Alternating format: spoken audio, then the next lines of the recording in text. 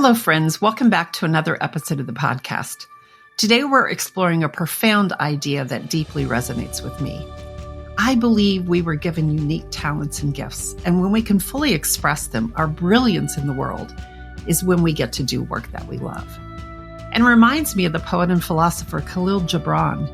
In his famous work, The Prophet, Gibran poses a rhetorical question, and what is it to work with love? The answer? Work is love made visible.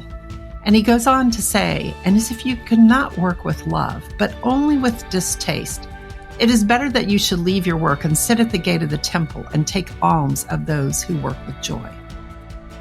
Take a breath and let that sink in for a moment. How does this idea land with you today? And what does it mean?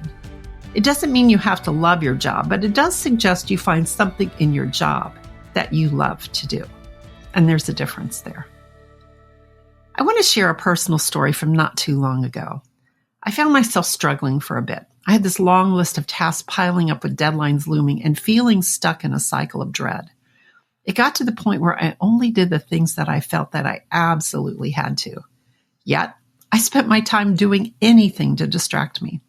And it wasn't until I shifted my mindset to see that those things I didn't want to do, was not inspired to do, that I could think of them in a way that I could then lean into what I genuinely love.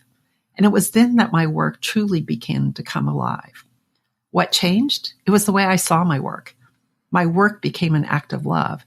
It was the fuel that made it possible to bring the extra revenue I wanted to do what I could get to do what I really loved. Rather than looking at it as an obligation, I chose to look at it differently. And my entire experience transformed from resistance to passionate engagement. When I realized that the actions were the foundation behind my why, that is what inspired me, that I could feel the warmth in my heart. I'd like you to consider about how you feel about work and where did that story come from? Many of us grew up being told that work was something we had to endure. It was this necessary evil to survive. And historically, our work was unsafe and joyless. For years, the highest aspiration was to work 30 years, and if we were lucky, we could dream of the days when we could retire, that we could have time to finally enjoy life. But something changed along the way. When did we shift? Did it start during the Industrial Revolution when we became cogs in the machines of working on the assembly line or filling the cubicles in the office? Instead of creating from our talents, we completed these repetitive tasks. And when our minds aren't inspired or stimulated, other things start happening in the workplace. Deflection of responsibility, drama, finger-pointing, company politics. Is it any wonder that the study of management came about with this authoritarian type of leadership? And at what point did we become something that work we poured ourselves into? Did it happen when we were trying to prove our worth? Was it during the rise of leadership by influence, when we started talking about things like vision and innovation, that the strict authoritarian model came away and we saw more posturing for attention to climb the career ladder? At some point, we started seeing money not as the only motivator for work. Some say it was the rise of the gig economy in 2010s, where people started choosing what they wanted to do, who they wanted to work with, and when they wanted to work. And it gave rise to this new type of work culture where individuals can prioritize flexibility and autonomy over higher wages. It's not unlike what we see with entrepreneurs. Most people leave that corporate setting to find the freedom and flexibility they want to design their own life. And then the pandemic and the work from home environment gave us autonomy that was not possible when we were making those long commutes to an office. So I invite you to pause right now and ask yourself, did anything shift in me? Am I still caught in survival, or am I ready for something greater? One of my philosophical beliefs is I deeply believe that each of us has been given unique talents and gifts, and our brilliance emerges when we embrace those and express those gifts authentically. Many of you who listen to the show are familiar with two-time guest on the podcast, Gay Hendricks. He's the author of The Big Leap, who outlines a framework with 4 zones of functioning. The lowest 2 zones are your zone of incompetence and your zone of competence. Now, you definitely want to avoid the task in the zone of incompetence and not spend much of your time and energy in the areas where you are merely competent. The top two zones are the zone of excellence and zone of genius. Your zone of excellence, where you're skilled at and get paid well, can become draining if you don't have passion under it. True fulfillment isn't just about the job itself. It's about how you approach it. Can you find joy in serving your clients, being part of a community, creating a positive work environment? The love in your work might be hidden in these connections, but your brilliance, the things you absolutely love to do that you can't believe that you get to do, that's called your zone of genius. And it's where you effortlessly thrive, feeling energized and fulfilled. I'd like to propose an idea that work truly is love made visible, because I believe that love is divinely created. Call it God, source, universe, whatever higher power that you believe in. And let me tell you something that changed how I see work forever. I recently came across something like this in Matt Gottsman's perspective on work, and it hit me right in the heart.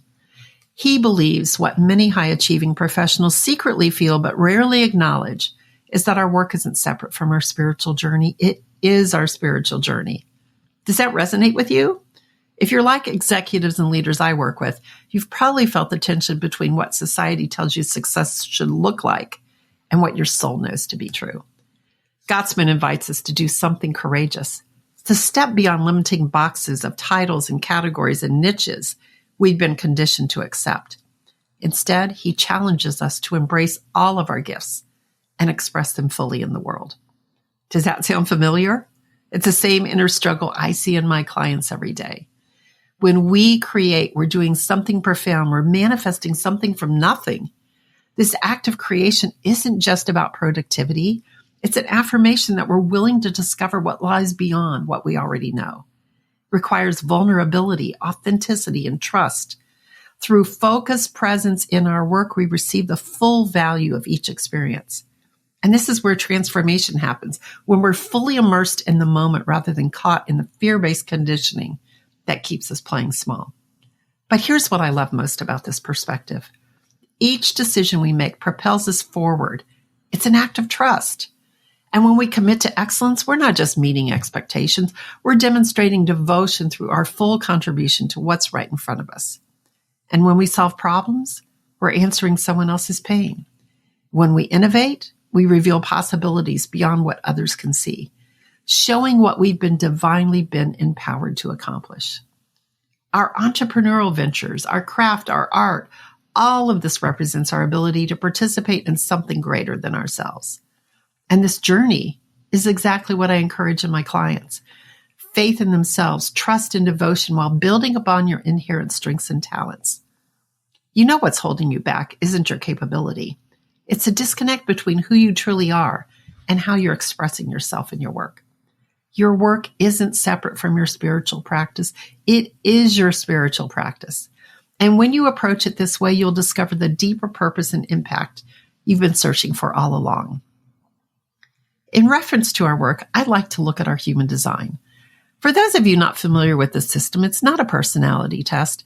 It's actually the underlying foundation of what personality tests are built upon. It's derived from 3 ancient systems and modern science, and is a map of your energetic blueprint and how you were designed to operate in this world. If you don't yet know your human design, be sure to check out the show notes for the link to my website, where you can download your human design body graph.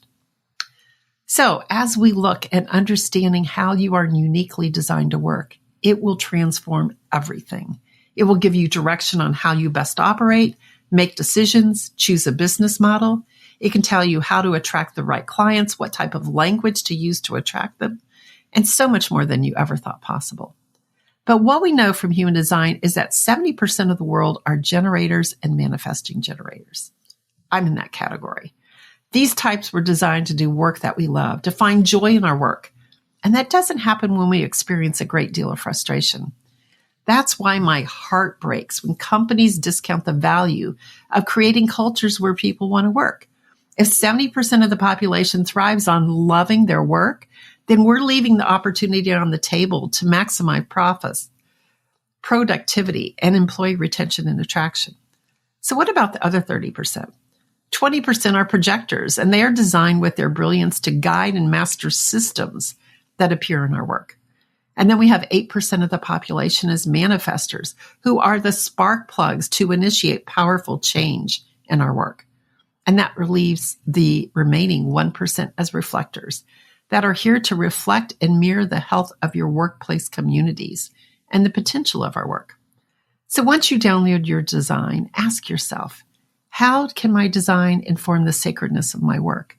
And what is it that is uniquely mine to bring to the world? There comes a time when we have to stop listening to the world around us. Too often, fear holds us back. It comes from our families, our educational system, and the media. We learn to avoid what we don't want rather than moving towards what we deeply desire. And if that sounds like a rut you've been caught in, if you can't find your way out of doing the same thing and you don't know how to elevate your performance, or you want to live a life of so much more, if you're feeling stuck, I want you to know there's a clear next step.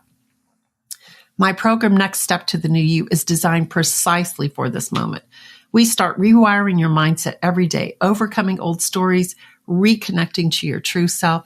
It's how we move from manifesting the current life you have to accelerating your power to bring in the life that you want. It moves you from the practical bridge of survival to thriving beyond your self-imposed limitations. So take a moment now. Think about a task or activity where you lose track of time, something you love, something that energizes you. What makes you feel vibrant and fulfilled? What do others frequently praise about your work? How might your current work already reflect love made visible? Take these insights with you into your day and allow them to guide you towards meaningful, aligned action.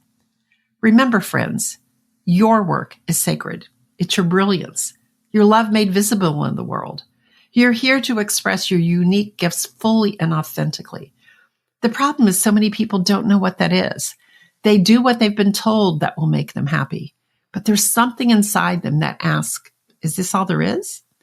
If you're ready to take that next step, I encourage you to explore Next Steps to the New You program to uncover that path that awaits you.